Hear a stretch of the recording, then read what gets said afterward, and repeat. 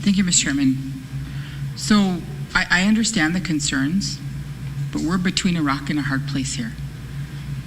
And we have been working, and I don't know how many, Curtis, you probably remember better than I do how many times we were to DC, not only this administration, but the previous administrations trying to get that jail built. And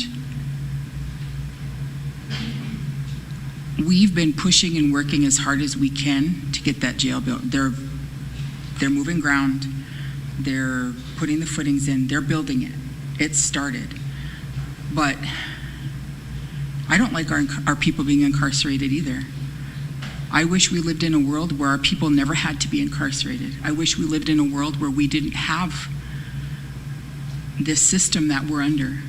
I wish we lived in a world where we still had that traditional way of justice. But that's not our reality. That's not the world that we live in. And no matter what we do, this is the world that we live in. We can ask those questions, but until that jail's built, we are between a rock and a hard place. Because the alternative, which is also equally daunting, is that we have people who need that break from society. Now, we can, as much as we don't like what's going on, we have to just keep moving forward. And I understand where you're coming from. We're doing the best that we can. And I think that moving forward, working so hard to get a treatment center built, because 95% of the crimes committed on this reservation are related, or there are substance use is involved. We really have a lack of treatment services. We have a lack of prevention. And those are things that we are actively working towards and working forward on, but they're not happening fast enough, because it should have been 30 years ago that we were working on prevention. All we can do is move forward. And I totally understand where you're coming from. The one thing about not having our own staff in the Roberts County facility is that there were some issues with information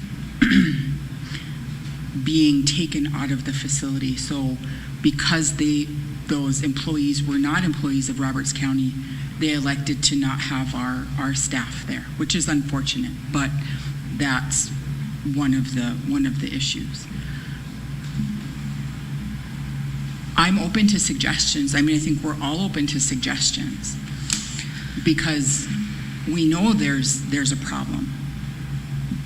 But how to move forward, if you know a better way, please share it with us, because I've racked my brain hours and hours and hours trying to figure out how we get our people back to that place where they don't need to be incarcerated.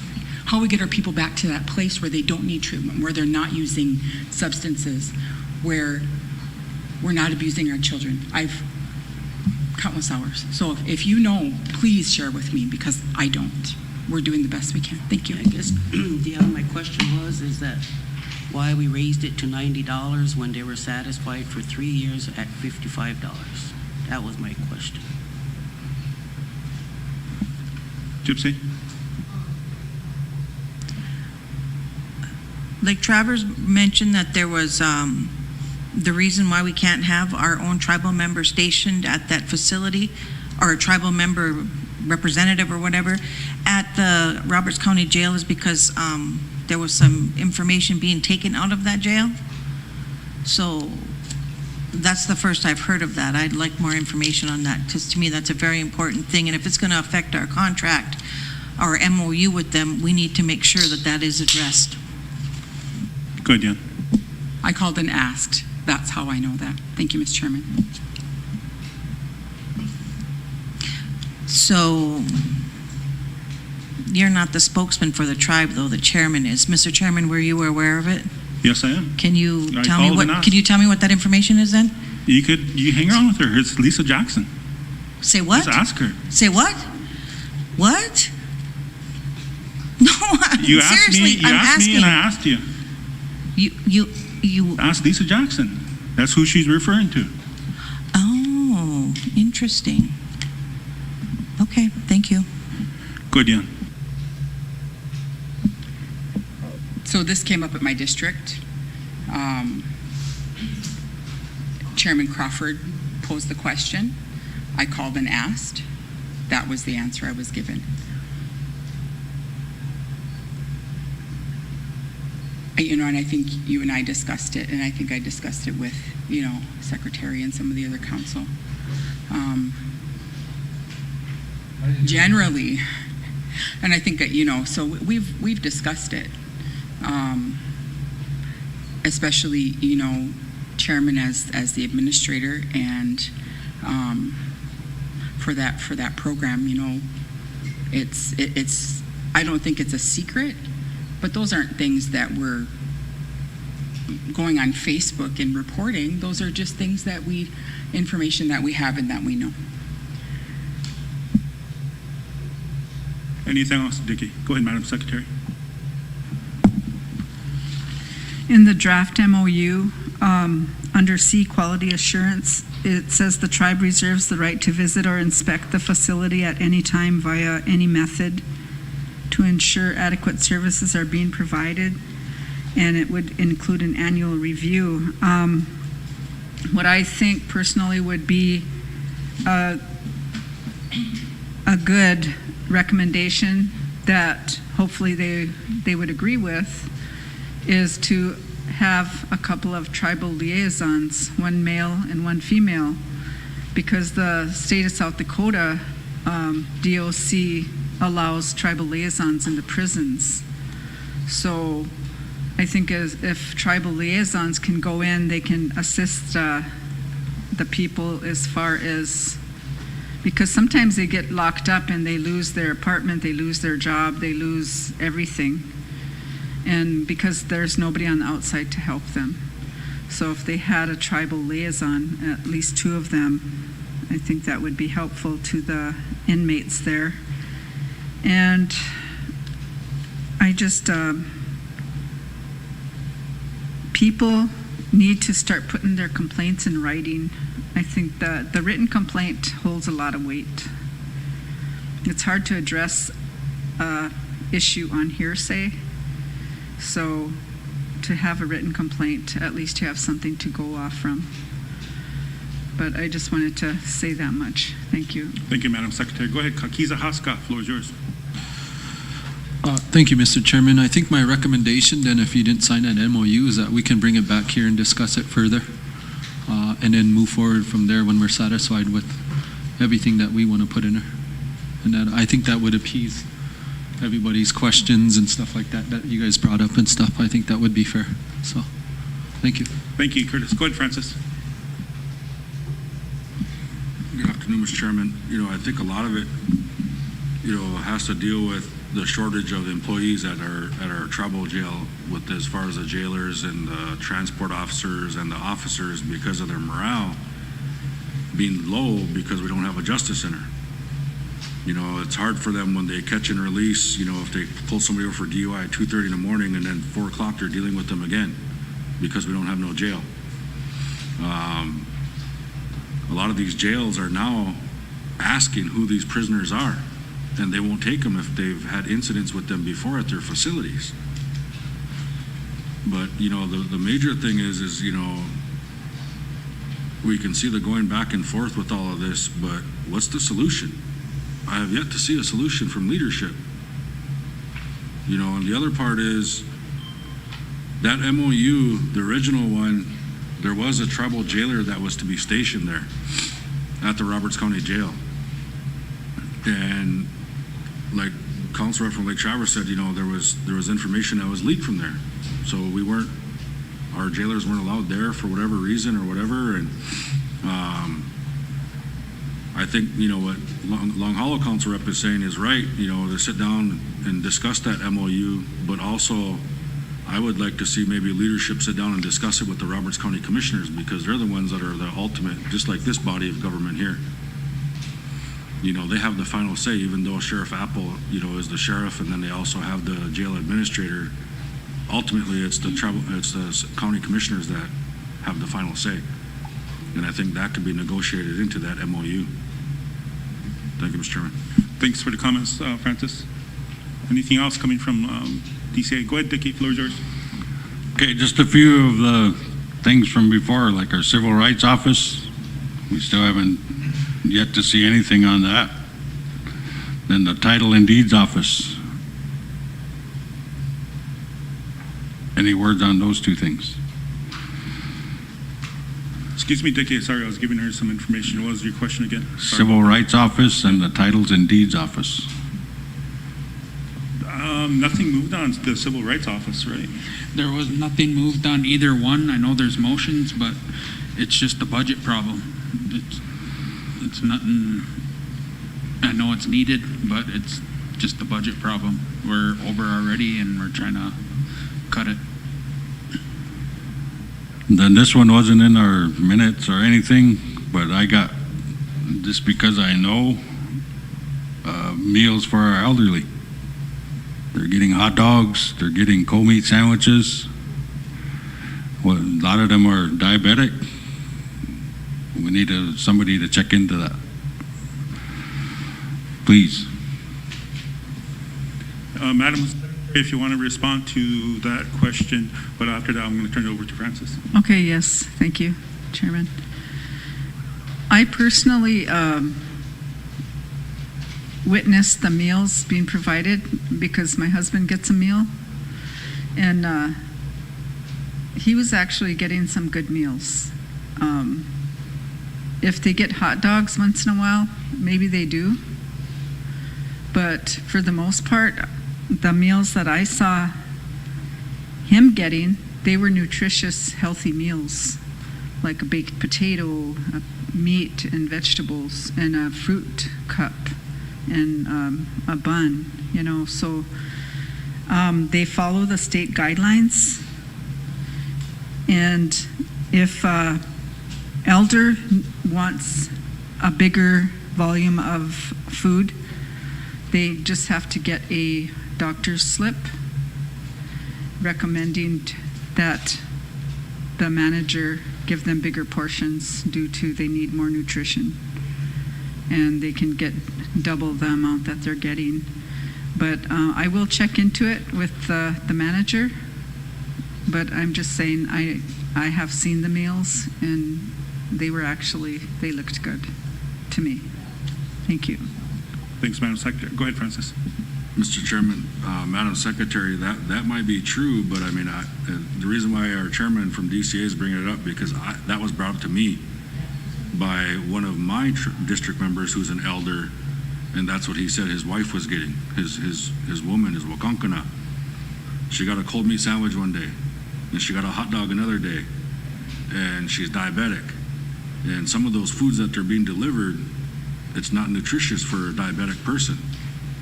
So I mean, I know in the past that, the IHS dietitian or the fitness center dietitian, they approved their meal plan for the week, and they also made sure that they knew who the diabetics were, so they didn't serve them, the same things.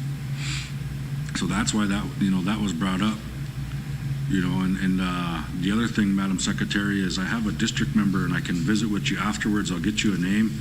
She's still waiting for her elderly cards from June and August. She received July's, but every time she calls here, she says she's being told they're busy. Thank you, Mr. Chairman. Thanks, Francis. Got the floor is yours, and right after, go ahead, Susan, if you don't mind. She's going to rebuttal. Thank you, Chairman. On the elderly cards, you will need to go down to the Elderly Nutrition Center, and it was restructured. So Ron Redday oversees the elderly cards, and Minerva is located down there now.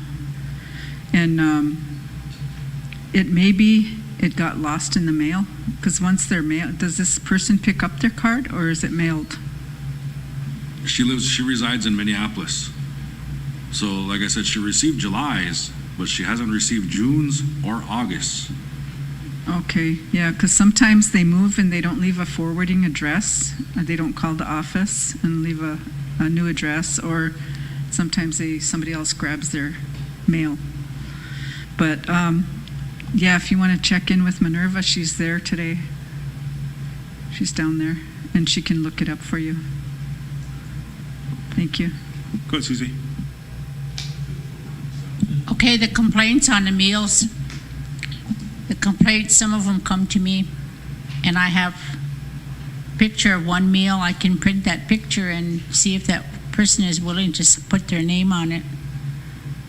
But I also get complaints on it, and I can start asking for them to sign a document stating what was wrong with the meal or how they're dissatisfied about it.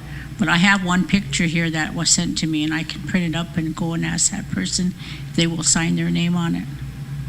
Because that meal doesn't look too nutritious to me. It looks like just a pile of foods, put on a plate. Thank you. Go ahead, Francis. Mr. Chairman, just to add into, what our chairman brought up with the Title and Deeds Office, and what the vice chair said is due to budgetary reasons. The Title and Deeds Office is imperative for a membership with the money that was allocated for the home repair monies. If you got an airship house out there on airship land that's been paid for, or a family house that's been handed down over time and time again, that Title and Deeds Office is imperative to show that they own that home. So there might be a lot of members that are going without home repairs under the ARPA funds because that Title and Deeds Office hasn't been established. I'm not arguing the importance of it. I know it's important and why it's needed. It's up to where we want to cut. Mr. Chairman, we got $35 million in, lost revenue coming in. That's disallowed. There's advantages to use that. But the other thing is that, leadership, you guys need to make a decision. We're representing our 7 districts. Our 7 districts came in with motions and we brought them here. Now it's up to leadership to find out. That the Civil Rights Office has been on the table since what, 2019? 18. So I don't know how much more longer we need. It's going to be like wind energy and solar. We're just going to watch it go away and nobody's going to take advantage of it. Thank you, Mr. Chairman. Go ahead, Dion. So the only thing I can say about the Civil Rights Office is that generally RFPs for federal grants come out in like November, December, and they're due in March. So last year we missed that funding cycle, but that would be something that would be probably could be funded federally through a federal grant. So I don't know if that would probably be Megan or somebody in that office to check those RFPs and just write a grant for that.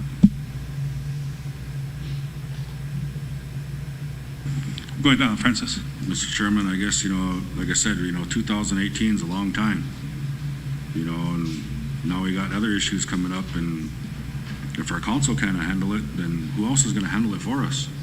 Because the districts have spoken. It seems like nobody wants to step up. So, what's the purpose of us coming in front of council if council's not going to deal with it? That's all I hear is a bunch of lip service. Go ahead, Dalston, Madam Secretary. I will let you know that I made those motions, Francis, and that was prior. Obviously, it was done prior, but during the first year, yes, I made those motions. and take action on it. I mean, if I get all these budgets in front of me, and if you're suggesting we just sit here and we start drawing the line, where are the complaints going to go back to the districts? Obviously, the districts aren't going to be happy if it affects them and their program if they get cut. They're not going to like that. Now, you're talking about the ARPA funding, about the 35 mil. That's not new money.